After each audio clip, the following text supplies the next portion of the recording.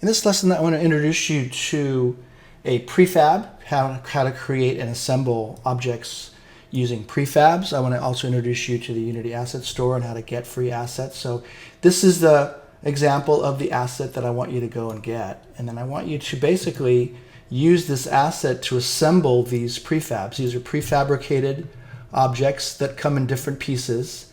And what you'll do is you'll kind of assemble them using some instructions that I'll give you. And the purpose of this lesson is to help you, after you've created your wall, your four-walled compound, and you've done some textures and materials, and you've got a simple terrain, or you've got a simple plane that you can, later on we'll show you how to do this terrain system. But you'll have a simple plane, and you'll basically assemble these buildings to create a small town. It will look somewhat like this. So let me start with showing you where the asset is. It's called Flooded Grounds. So go to the Asset Store, do a Google search for Unity Asset Store, click on 3D and do a search for Flooded Grounds.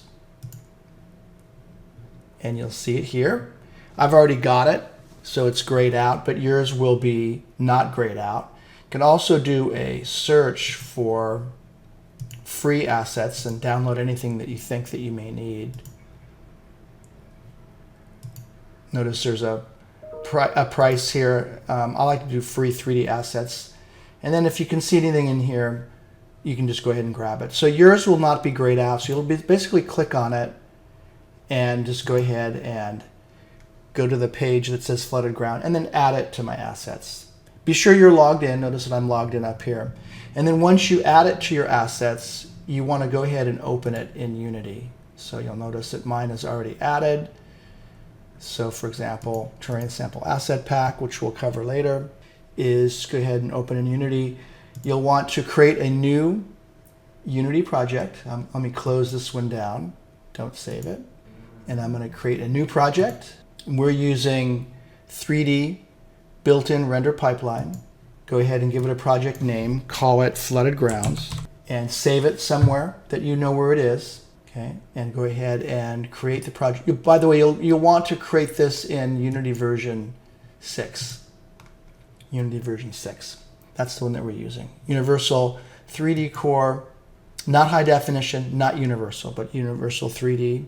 If you do these other ones, you'll get these pink shading things that you will not allow you to see the asset correctly. So you're going to do Universal Core 3D, create project. This will take a minute. You can also save yourself all this effort and just use the same project that you did the four-walled compound. Either way, you can create a new one or just do it right inside your four-walled compound. Both will work. Okay, and once this is loaded in, if you're starting with a new project, go ahead and right-click in the hierarchy and do 3D Object Plane. And you'll probably want to come over here and in the inspector, make this quite a bit larger. Here, notice that it's scale 1, 1, 1. I would do this maybe 100 by 100 on the X and the Y. Oh, sorry, the Z. The Y is the vertical. So 100 for X and 100 for, that's probably much bigger than you need it. Oh, sorry, I think actually 10 should be fine for both of them. Okay, so you can either go back to the Unity Asset Store and just say open in Unity, or you can also, right here, open in Unity, or you can now go over to, since you've already added it to your library, go to your package manager and do a search for under here, but My Assets right here. And do a search for Flooded Grounds, and you should see it. There it is. And notice it's in the Asset Store. We're going to import it into the project. It's going to prepare the package. This, again, may take a few minutes, so I'll pause the recording while it's doing that. So that process downloaded the asset. Now you're going to get this dialog and go ahead and click on Import. In the future, if there's other parts of this asset that you don't want, you can uncheck it. But I think we want everything here, so we're going to import it. And once the download is done, it'll disappear, and you can go ahead and close the package manager. And here in the assets, you'll notice there's a Flooded Grounds. You'll also notice that there's a red error right here. And that's why I made this video. Normally when you import a package from the package manager, it should be okay. But this is an older asset that doesn't work with Unity 6. Hasn't worked for quite a while because they made some changes to the shader. So we need to delete some things to make this work. Because right now this won't work because you have this red arrow. Notice that this error message. Notice if I try to clear it, it doesn't clear. So what's kind of great though is if you double click on this, it'll kind of show you this is the problem right here. It actually opens it up in an editor. But right here there's an error in this post-processing flooded grounds, post-processing editor, property, drawer min here, right here. So if you go back to your project, it should, because I clicked on it or double clicked on it, it should show you right here. It's this file right here that's bad. So I'm gonna go ahead and right click on it and delete it. Click on delete. Unity needs to recompile a bunch of stuff because it's deleted some code that it needs. This can be automatically updated. It's recommended to have a backup. So go ahead and click on yes. Should be okay. And then this error should disappear. And then everything should be okay. You'll be able to utilize this asset in your game. Many of the students like this asset so much that we see it in a lot of games. Notice that the error disappeared. Okay, so once you've got your error fixed, go to flooded grounds here in the asset window. Click on prefabs, double click on prefabs, go to buildings, and these are the buildings that I want you to assemble. They are starting from the real simple ones like the bridge or the church, and then they'll go up to really complicated ones like the Villa 1 and Villa 2. I've never had students that actually completed this one, but what I'd like you to do is go all the way out to the greenhouse, cabins, bridge, and I think the brick house is probably the last one you'll probably want to do. But start with a real simple one. The most simple one is the lighthouse. And double click on that and notice you can bring it out here. And you'll notice also now that my plane isn't big enough. Actually 10 by 10 was not big enough. So let's go back and make that 100 by 100 or even 200 by 200 if you want. 100 by 100. And that'll give you some more space to kind of create your little village. So learn how to move these around the lighthouse here. And by the way, if you see a pink shading here, it means that you probably are not using the correct version of Unity. You want to use the universal render pipeline. So if you have a pink shading here, try deleting your project and make sure that you create a Unity project that's using the standard, and you create a new project. You just want to make sure you don't choose universal or high definition. Make sure that you do the built-in render pipeline, and that should get rid of that if you see if this is pink when you bring it out. If you still have problems, reach out to us and we'll help you fix it. So start with the lighthouse and then go to the bridge. Now with the bridge, there's two bridge sections. And what I want you to do is I want you to basically create a bridge all the way across your terrain. You can also, by the way, create a train here, or you can add this to your four-walled compound. But the key here is to learn how to adjust your 3D view so that you can basically get on top of this thing. I like to use the hand tool as well to help kind of move your space around. But if you'll notice, there's some tracks right here.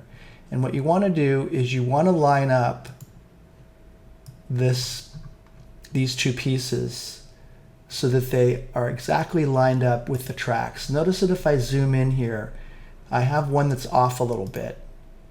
So you want to basically click on that and adjust it just ever so slightly. So make sure that the tracks line up, and make sure that everything is on the ground and not floating. And then once you've created two of these that are perfectly aligned, again, you'll need to manipulate the 3D space. And the reason that I'm having you do this is just to get you practice in manipulating this 3D space so that you can learn how to look at this from all angles and make sure this is lined up. So once it's lined up, go ahead and right click here on the hierarchy and create an empty and call this town.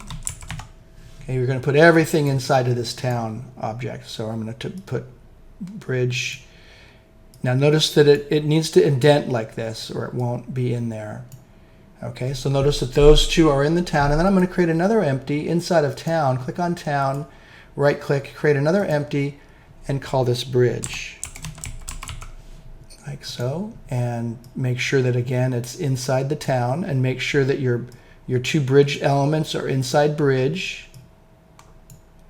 Okay, and then highlight both of them, hold down the shift key, highlight both, and duplicate.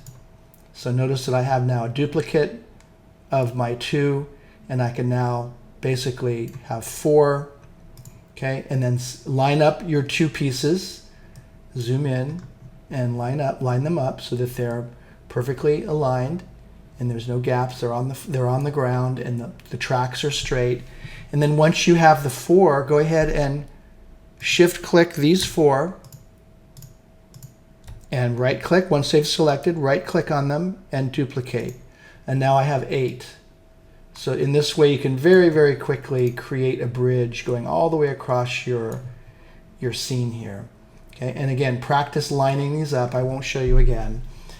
And then go on to the next one. So the next one I want you to build is the barns. And the barns have 3 pieces for each one. There's a barn 1 and a barn 2. So drag out all the pieces for the barn 1.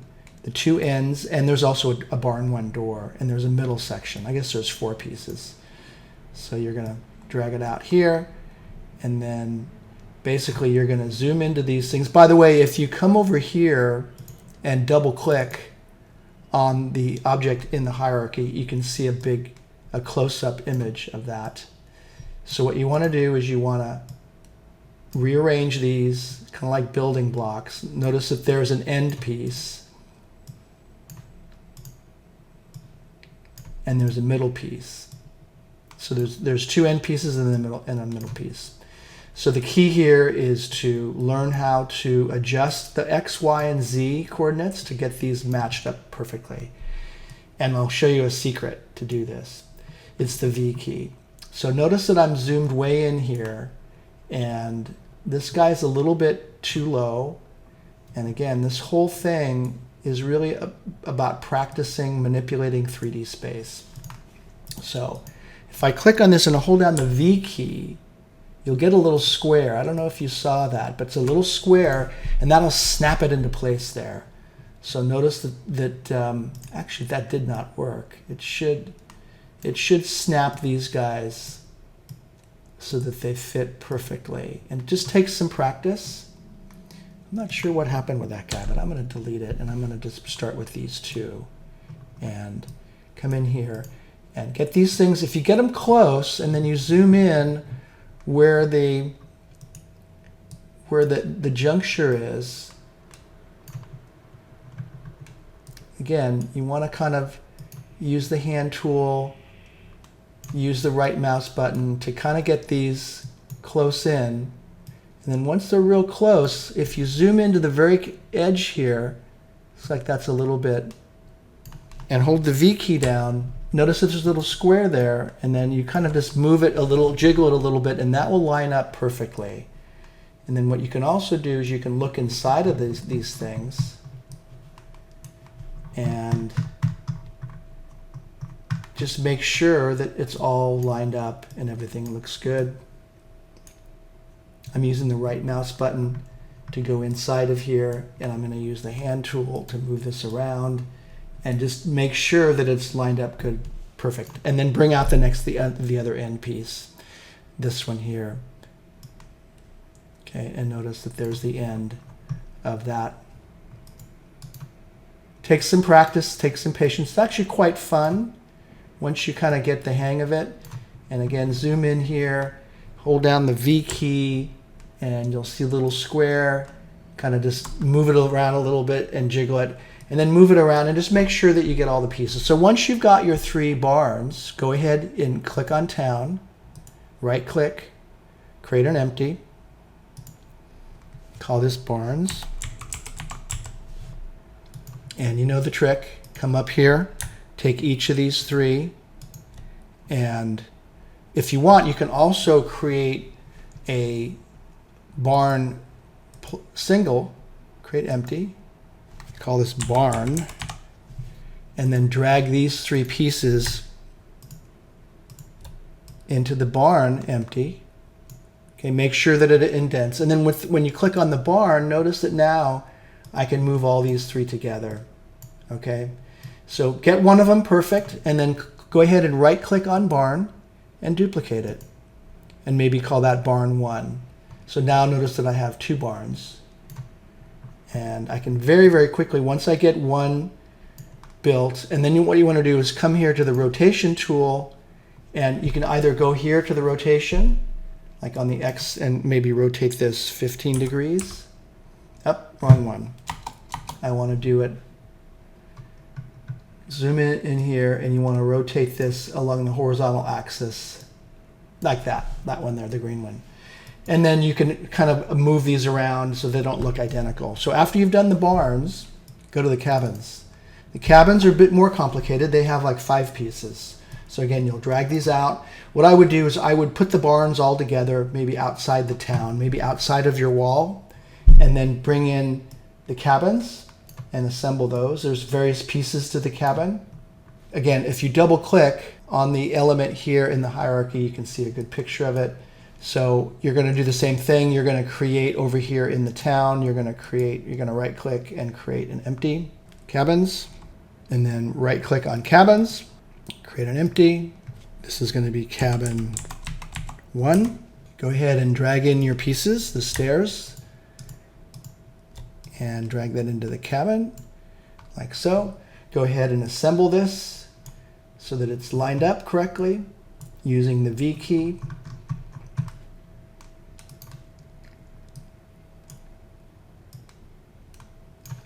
Notice that I have all of them selected, so it's moving all of them. You want to basically click each individual piece and line these up and construct it.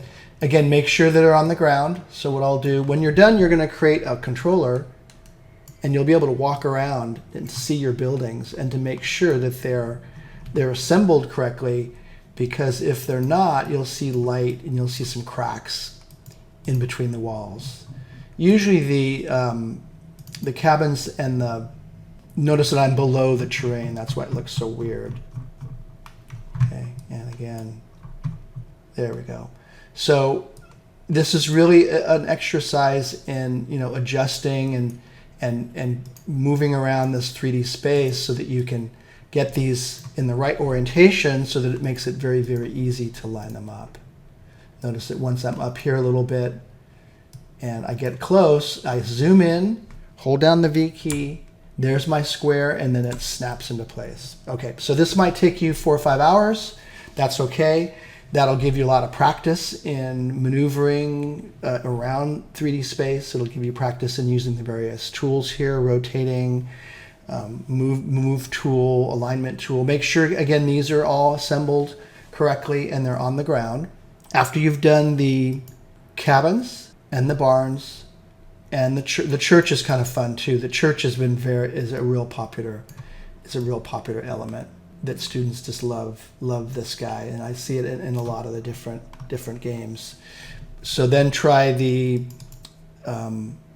greenhouse. I think there's like 4 or 5 pieces, and then the test here is, can you create some brick houses? And the brick houses have like 2 different kinds. They have a one with an end it's just like this, and they have one that has a little house here, a little extension on it, so you can create 2 or 3 different types of houses.